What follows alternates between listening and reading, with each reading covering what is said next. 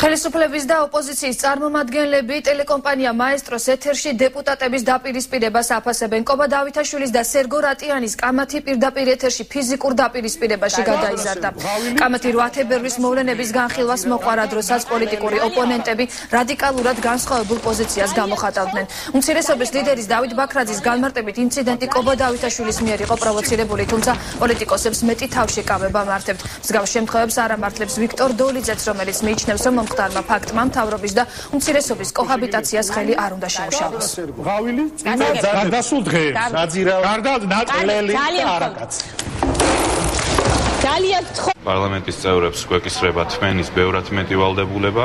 პარლამენტის წევრებმა უნდა მივცეთ მაგალითი საზოგადოებას თუ როგორ შეიძლება აიტანოს შეურაცხყოფაც კი, როდესაც ეს საჭიროა საზოგადოებრივი სტაბილურობის და ინტერესისთვის, ამიტომ რა თქმა უნდა ფიზიკურ დაპირისპირებას ზოგადად არანაირი გამართლება არ აქვს. ამაზე მერტეულად როდესაც პოლიტიკოსები მუშტებით ელაპარაკებიან ერთმანეთს, მე ხარ დავიწყებ იმის გარჩევას პირველი ვინ დაარტყა და ჭიქავინათ ახლა არ დავალ მაგდონემდე, მაგრამ რა თქმა უნდა ძალიან უსიამოვნოა მოხდა ის, რაც არ უნდა მოხდარიყო.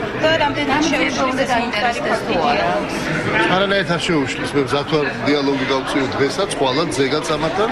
უბრალოდ ეს დიალოგი უნდა დამყარებული იყოს რაღაც პრაგმატულ კონკრეტულ საკითხებზე. როდესაც ჩვენ გირჩევენ პარლამენტში, ეს იმას ნიშნავს, რომ გაცილებით იმაზე მეტი უნდა მოითმინა, ვიდრე ჩვეულებრივ ადამიანს მოეთხოვება და ეს არის სირცხვილი, როდესაც დეპუტატები ესე იქცევიან.